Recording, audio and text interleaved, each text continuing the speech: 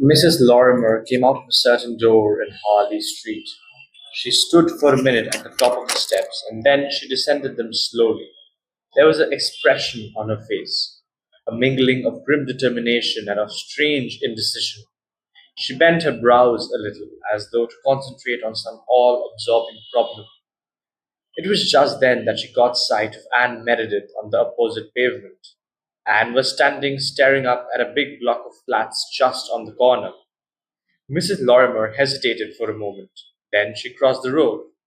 How do you do, Miss Meredith? Anne stayed and turned. Oh, how do you do? Still in London?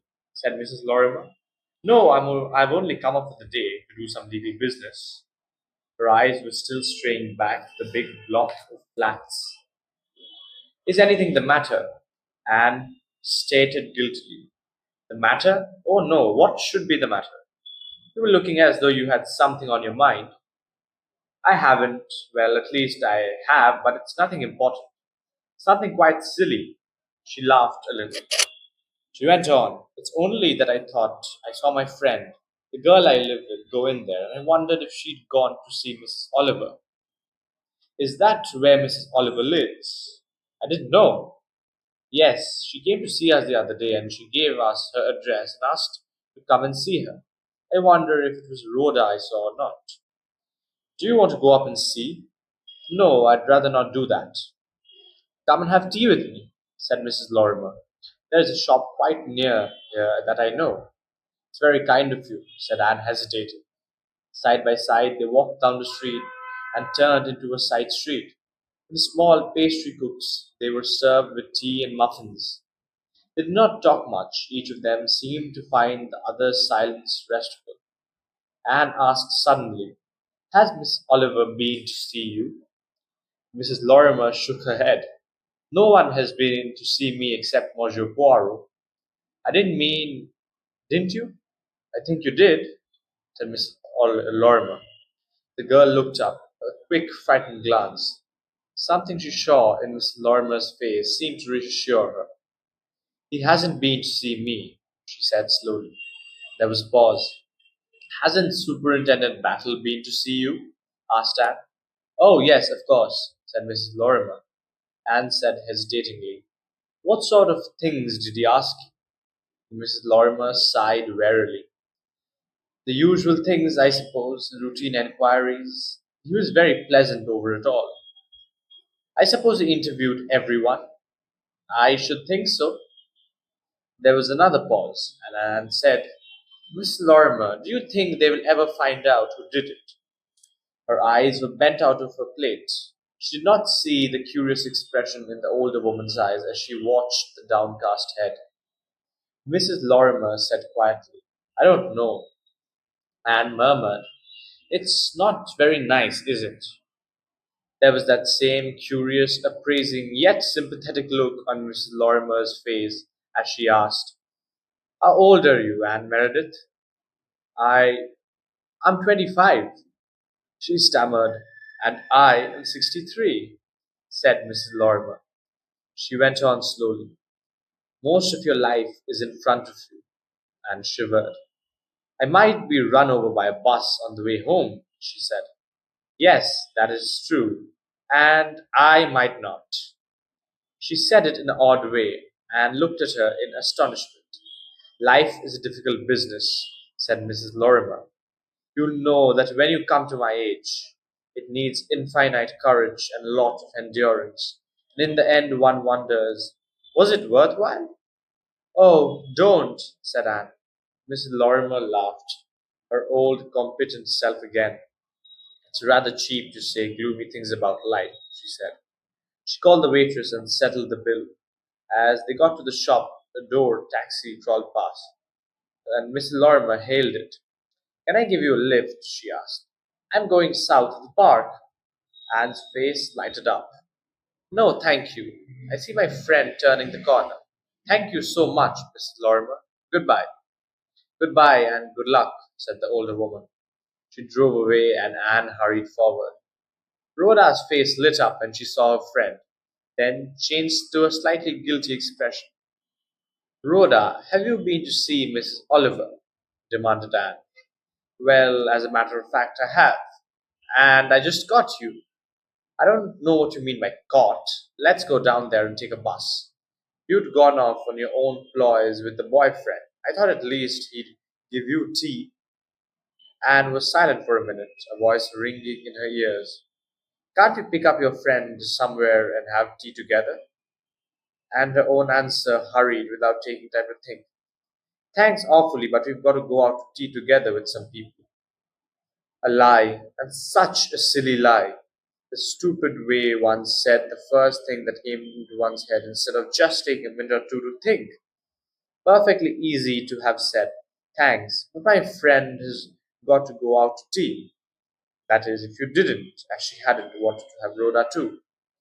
Rather odd that the way she hadn't wanted Rhoda. She had wanted definitely to keep this part to herself. She felt jealous, jealous of Rhoda. Rhoda was so bright and so ready to talk, so full of enthusiasm and life. The other evening, Major Despard had looked as though he thought Rhoda nice. But it was her, Anne Meredith, he had come down to see. Rhoda was like that. She didn't mean it, but she reduced you to the background. No, definitely she hadn't wanted Rhoda there. But she had managed it very stupidly, getting flurried like that. If she'd managed better, she might be sitting now having tea with Major Despard at his club or somewhere. She felt definitely annoyed with Rhoda. Rhoda was a nuisance. And what had she been doing going to see Mrs. Oliver? Out loud she said, why did you go to see Miss Oliver? Well, she asked us to. Yes, but I didn't suppose she really meant it. I expect she always has to say that. She did mean it. She was awfully nice. Couldn't have been nicer. She gave me one of her books. Look. Rhoda flourished her prize. Anne said suspiciously, what did you talk about? Not me. Listen to the conceit of the girl. No, but did you? Did you talk about the murder? We talked about her murders. She's writing one where there's poison in the sage and onions. She was frightfully human, and said writing was awfully hard work and how she got into tangles with plots. And we had black coffee and hot buttered toast, finished Rhoda in a triumphant burst. Then she added, oh, Anne, you want your tea? No, I don't. I've had it with Mrs. Lorimer. Mrs. Lorimer? Isn't that the one who was there? Anne nodded. Where did you come across her? Did you go and see her? No, I ran across her in Harley Street. What was she like? Anne said slowly. I don't know. She was rather queer. Not at all like the other night. Do you still think she did it? Asked Rhoda. Anne was silent for a minute or two. Then she said, I don't know. Don't let's talk of it, Rhoda. You know how I hate talking of things. All right, darling. What was the solicitor like? Very dry and legal? Rather alert and Jewish? Sounds all right. She waited a little and then said, how was Major Despard? Very kind. He's fallen for you, Anne. I'm sure he has. Rhoda, don't talk nonsense.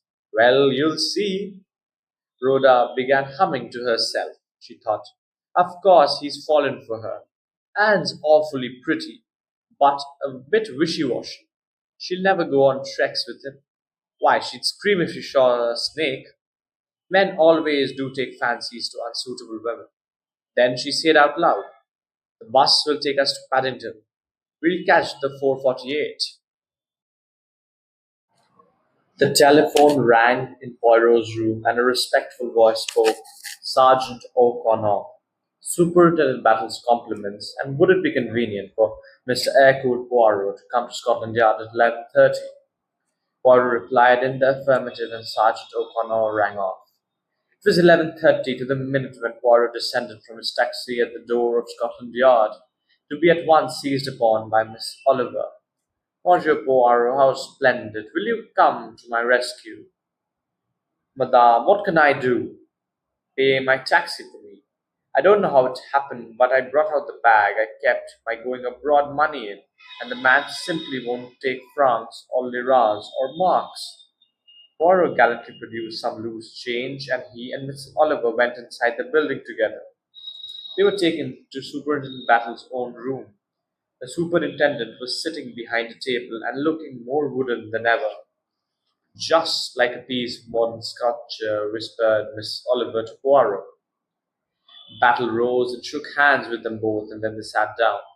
"I thought it was about time for a little meeting," said Battle. "You'd like to hear now how I've got on, and I'd like to hear how you've got on. We're just waiting for Colonel Race, and then—" But at that moment the door opened and Colonel Race appeared. "Sorry I'm late, Battle. How do you do, Miss Oliver?" "Hello, Monsieur Poirot. Very sorry if I've kept you waiting, but I'm off tomorrow and have a lot of things to see to." "Where are you going to?" asked Miss Oliver. "A little shooting trip. Baluchistan way," Poirot said, smiling ironically. "Little trouble, is there not, in that part of the world? You'll have to be careful." "I mean to be," said Race gravely, but his eyes twinkled. "Got anything for us, sir?" "I've got you your information, Despard. Here it is." He pushed over a sheaf of papers. "There's a mass of dates and places there. Most of it is quite irrelevant, I should imagine. Nothing against him. He's a stout fellow, record quite unblemished, strict disciplinarian, liked and trusted by natives everywhere. One of their cumbrous names for him in Africa, where they go in for such things, is the man who keeps his mouth shut and judges fairly. General opinion of the white race is that Despard is a Pakka Sahib. Fine short, cool head, generally long sighted, and dependable." Unmoved by this eulogy, Bartle asked, "Any sudden deaths connected with him?" I laid special stress on that point. "There's one fine rescue to his credit. Pal of his was being mauled by a lion." Battle sighed. "It's not rescues I want. You're a persistent fellow, Battle. There's only one incident I've been able to rake up, that the mighty suit, your book, trip into the interior in South America. Despard accompanied Professor Luxmore, the celebrated botanist, and his wife.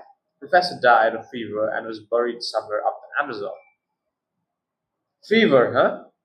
"Fever, but I'll play fair with you. One of the native bearers had a story that the professor didn't die of fever, but was shot. The rumor was never taken seriously." "About time it was, perhaps." Ray shook his head. "I've given you the facts. You asked for them and you entitled to them, but I'd lay long odds against it being disbarred with the dirty work the other evening. He's a white man, Battle." "Incapable of murder, you mean?" Colonel Race hesitated. "Incapable of what I'd call murder, yes," he said, "but not incapable of killing a man for what would seem to him good and sufficient reasons, is it?" "If so, they would be good and sufficient reasons." Battle shook his head. "You can't have human beings judging other human beings and taking the law into their own hands." "It happens, Battle, it happens." "It shouldn't happen, that's my point. What do you say, Monsieur Poirot?" "I agree with you, Battle. I always have disapproved of murder." "What a delightfully droll way of putting it," said Miss Oliver, "rather as though it were fox hunting or killing ospreys for hats. Don't you think there are people who ought to be murdered?" "That very possibly." "Well, then, you do not comprehend. It is not the victim who concerns me so much. It is the effect of the character of the slayer." "What about war?" "In war you do not exercise the right of private judgment. That is what is so dangerous. Once a man is imbued by his idea that he knows who ought to be allowed to live and who ought not, then he is halfway to becoming the most dangerous killer there is, the arrogant criminal who kills not for profit but for an idea. He has usurped the functions of le bon Dieu." Colonel Race rose. "I'm sorry I can't stop with you. Too much to do. Like to see the end of this business. Shouldn't be surprised if there was never an end. Even if you find out who did it, it's going to be next to impossible to prove. I've given you the facts you wanted, but in my opinion, Despard's not the man. I don't believe he's ever committed murder. Shatana may have heard some garbled rumor of Professor Luxmore's death, but I don't believe there's more to it than that. Despard's a white man, and I don't believe he's ever been a murderer. That's my opinion. And I know something of men. What's Mrs. Luxmore like? Asked Battle. She lives in London, so you can see for yourself. You'll find the address among those papers, somewhere in South Kensington. But I repeat, Despard isn't the man. Colonel Race left the room, stepping with the springy, noiseless tread of a hunter. Battle nodded his head thoughtfully as the door closed behind him. He's probably right, he said. He knows men, Colonel Reese does, but all the same, one can't take anything for granted. He looked through the mass of documents Reese had deposited on the table, occasionally making a pencil note on the pad beside him. Well, Superintendent Battle, said Miss Oliver, aren't you going to tell us what you have been doing? He looked up and smiled, a slow smile that creased his wooden face from side to side. This is all very irregular, Miss Oliver. I hope you realize that. Nonsense, said Miss Oliver. I don't suppose for a moment you'll tell us anything you don't want to. Battle shook his head. No, he said decidedly. Cards on the table. That's the motto for this business. I mean to play fair. Mrs. Oliver hitched her chair nearer. Tell us, she begged. Superintendent Battle said slowly. First of all, I'll say this. As far as the actual murder of Mr. Shatana goes, I'm not a penny the wiser. There's no hint nor clue of any kind to be found in his papers. As for others, I have shadowed them naturally, but without any tangible result. That was only to be expected. No, as Monsieur Poirot said, there's only one hope, the past. Find out what crime exactly, if anything. That is to say, after all, Shatana may have been talking through his hat to make an impression on Monsieur Poirot. These people have committed, and it may tell you who committed this crime. Well, have you found out anything? I've got a line on one of them. Which? Dr. Roberts. Mrs. Oliver looked at him with thrilled expectation. As Monsieur Poirot here knows, I tried out all kinds of theories. I re-established the fact pretty clearly that none of his immediate family have met with a sudden death. I've explored every alley as well as I could, and the whole thing boils down to one possibility, and rather an outside possibility at that. A few years ago, Roberts must have been guilty of indiscretion, at least, with one of his lady patients. There may have been nothing in it, probably wasn't, but the woman was hysterical, emotional kind, who likes to make a scene, and either the husband got wind of what was going on, or his wife confessed. Anyway, the fat was in the fire as far as the doctor was concerned. Enraged husband threatening to report him to the General Medical Council, which would probably have meant the ruin of his professional career. What happened? Demanded Miss Oliver breathlessly. Apparently, Roberts managed to calm down the irate gentleman temporarily, and he died of anthrax almost immediately afterwards. Anthrax? But that's cattle disease. The superintendent grinned. Quite right, Mrs. Oliver. It isn't the untraceable arrow poison of South American Indians. You may remember that there was a rather scare about many having been infected by shaving brushes of cheap make about that time. Craddock shaving brush was proved to have been the cause of infection. Did Dr. Roberts attend him? Oh no, too canny for that. Dare say Craddock would have wanted him in any case. The only evidence I've got, and that's precious little, is that among the doctor's patients there was a case of anthrax at the time. To me, the doctor infected the shaving brush. That's the big idea. And mind you, it's only an idea. Nothing whatever to go on. Pure conjecture, but it could be. He didn't marry Mrs. Craddock afterwards. Oh, dear me, no. I imagine the affection was always on the lady's side. She tended to cut up rough, I hear, but suddenly went off to Egypt quite happily for the winter. She died there. A case of some obscure blood poisoning. It's got a long name, but I don't expect it to convey much to you. Most uncommon in this country, fairly common amongst the natives in Egypt. So the doctor couldn't have poisoned her. I don't know, said Battle slowly. I've been chatting to a bacteriologist friend of mine. Awfully difficult to get straight answers out of these people. They never say yes or no. It's always that might be possible under certain conditions. It would depend on the pathological condition of the recipient.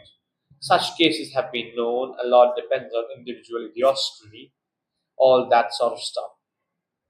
But as far as I could pin my friend down, I got this. The germ or germs, I suppose, might have been introduced into the blood before leaving England. The symptoms would not make their appearances for some time to come. Poirot asked, was Mrs. Craddock inoculated for typhoid before going to Egypt? Most people are, I fancy. Good for you, Monsieur Poirot. And Dr. Roberts did the inoculation.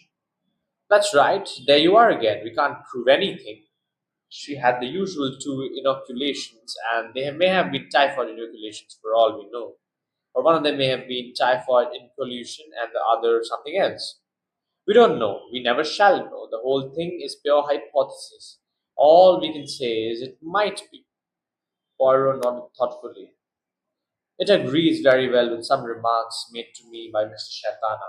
He was exalting the successful murderer, the man against whom his crime would never be brought home. How did Mr. Shatana know about it then? Asked Miss Oliver. Poirot shrugged his shoulders. That we shall never know. He himself was in Egypt at one time. We know that, because he met Mrs. Lorimer there. We have heard some local doctor comment on curious features of Mrs. Craddock's case, a wonder as to how infection arose. At some other time, he may have heard gossip about Roberts and Mrs. Craddock. Might have amused himself by making some cryptic remark to the doctor and noted the startled awareness in his eye. All that one can never know. Some people have an uncanny gift of divining secrets. Mr. Shaitana was one of those people. All that does not concern us, we have to say, he guessed. Did he guess right? Well, I think he did, but I have a feeling that a cheerful, genial doctor wouldn't be too scrupulous. I've known one or two like him. Wonderful how many certain types resemble each other. In my opinion, he's a killer all right. He killed Craddock. May have killed Mrs. Craddock if she was beginning to be a nuisance and cause a scandal. But did he kill Shatana? That's the real question. And comparing the crimes, I rather doubt it. In the case of the Craddocks, he used medical methods each time. Deaths appeared to be due to natural causes. In my opinion, if he killed Shatana, he would have done so in a medical way. He'd have used the germ and not the knife. I never thought it was him, said Mrs. Oliver. Not for a minute. He's too obvious somehow. Exit Roberts, murmured Poirot. And the others? Battle made a gesture of impatience. I have a pretty well drawn blank. Miss Lorimer's been a widow for 20 years now. She lived in London most of the time, occasionally going abroad in the winter. Civilized places like the Riviera, Egypt, that sort of thing. Can't find many mysterious deaths associated with her. She seems to have led a perfectly normal, respectable life, the life of a woman of the world. Everyone seems to have the highest opinion on her character. The worst that they can say about her is that she doesn't suffer fools gladly. I don't mind admitting I've been beaten all along the line there. And yet there must be something Shaitana thought there was. He sighed in a dispirited manner. Then there's Miss Meredith. I've got her history taped out quite clearly. Usual sort of story. Army officer's daughter, left very little money, had to earn her living, not properly trained for anything. I've checked up on her early days at Cheltenham, all quite straightforward. When everyone was sorry for the poor little thing, she went first to some people in the Isle of Wight, kind of nursery governess, mother's help. The woman she was in was out in Palestine, but I've talked with the sister and she says Miss Eldon liked the girl very much. Certainly no mysterious deaths, nor anything of that kind. When Mrs. Eldon went abroad, Miss Meredith went to Devonshire and took a post as companion to an aunt school friend. The school friend is the girl she is living with now, Miss Rhoda Dawes. She was there 2 years until Miss Dawes got too ill and had to have a regular trained nurse. Cancer, I gather. She's alive still, but very vague. Kept under morphia a good deal, I'd imagine. I had an interview with her. She remembered Anne, and she said she was a nice child. I also talked to a neighbor of hers who would be better able to remember the happenings of the last few years. No deaths in the parish, except one or two of the older villagers with whom, as far as I can make out, Anne Meredith never came into contact. Since there's been Switzerland, though I might not get on the track of some fatal accident there, but nothing doing. And there's nothing in Wallingford either. So Anne Meredith is acquitted? Asked Poirot. Battle hesitated. I wouldn't say that. There's something. There's a scared look about her that I can't quite account for by panic over Shatana. She's too watchful, too much on the alert. I'd swear there was something, but there it is. She's led a perfectly blameless life. Mrs. Oliver took a deep breath, a breath of pure enjoyment. And yet, she said, Anne Meredith was in the house when the woman took poison by mistake and died. She had nothing to complain of in the effect by her words produced.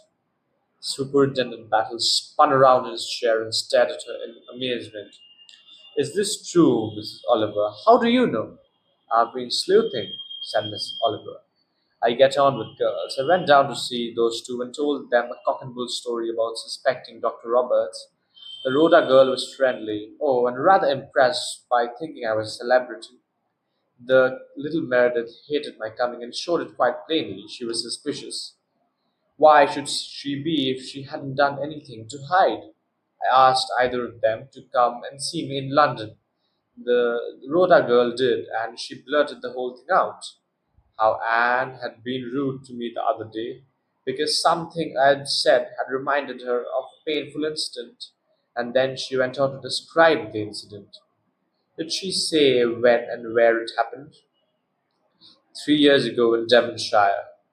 The superintendent muttered something under his breath and scribbled on his pad. The wooden calm was shaken.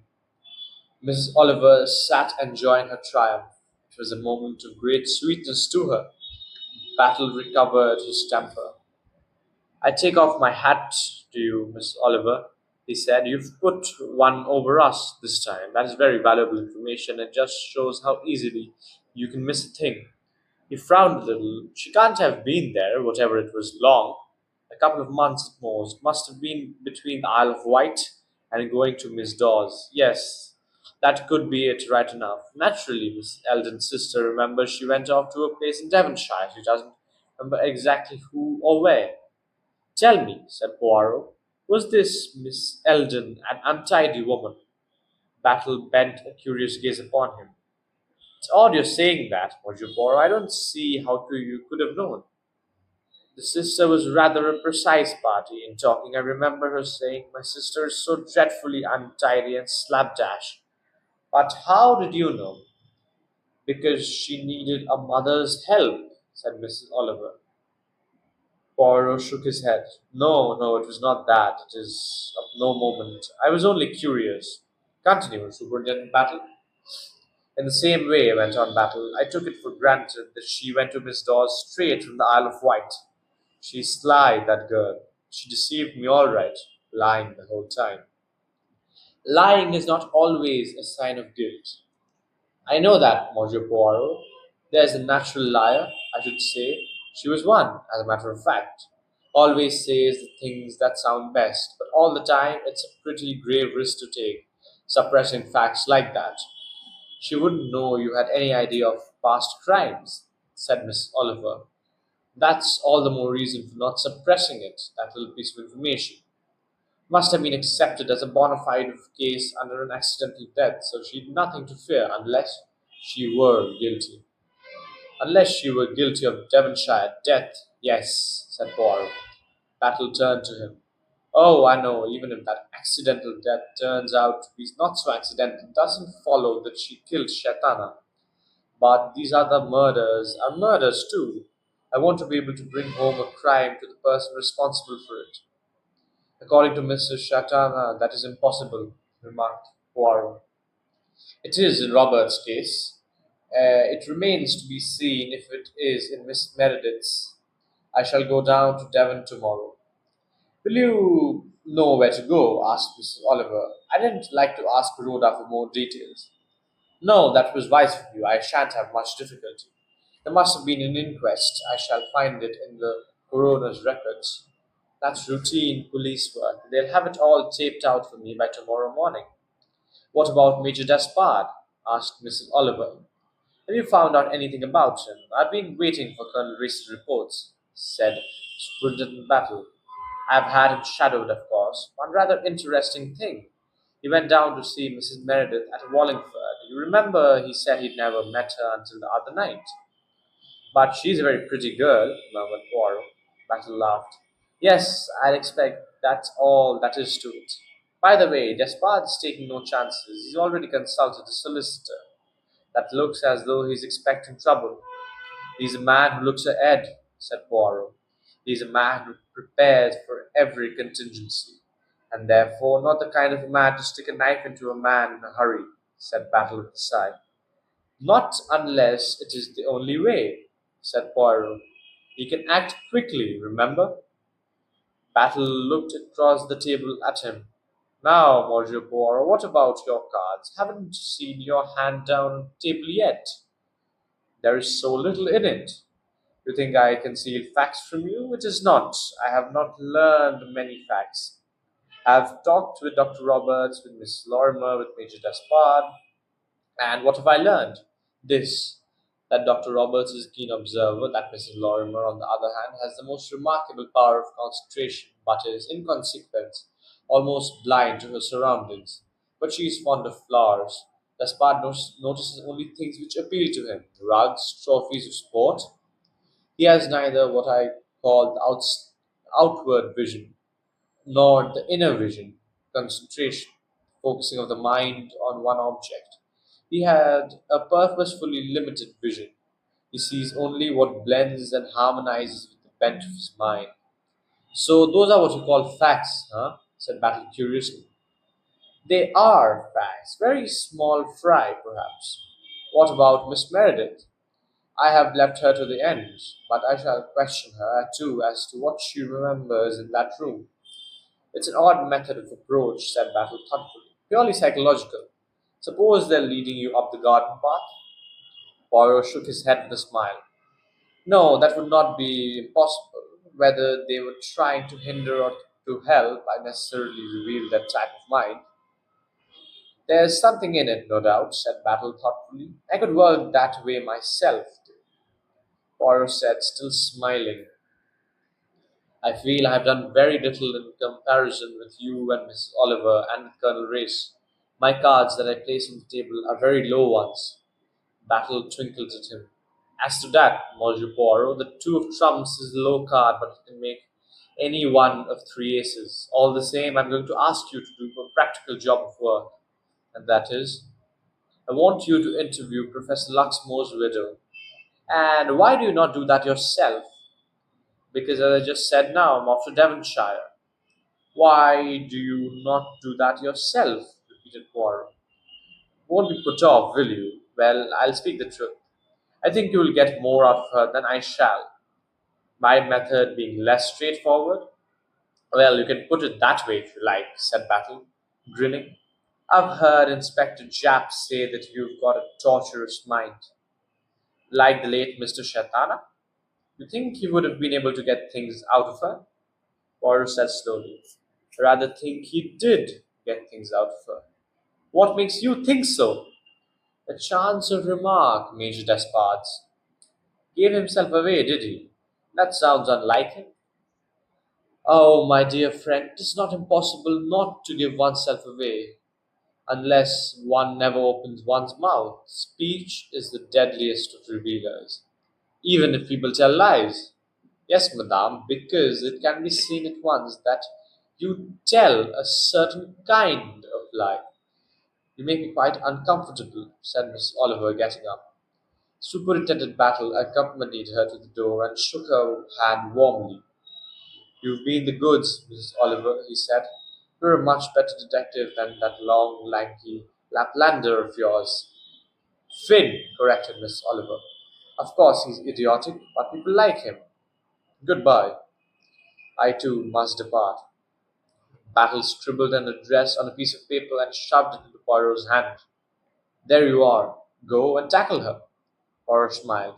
And what do you want me to find out? The truth about Professor Luxmore's death. Does anybody know the truth about anything? I'm going to go to this business in Devonshire, said Superintendent with decision. Poirot muttered, I wonder. Hello everyone, this is Suryanshu. If you enjoyed this audiobook, do consider subscribing to the channel and dropping a like. It really helps. And do turn on the notification to get notified when I post new videos. So stay tuned for the next audiobook and goodbye.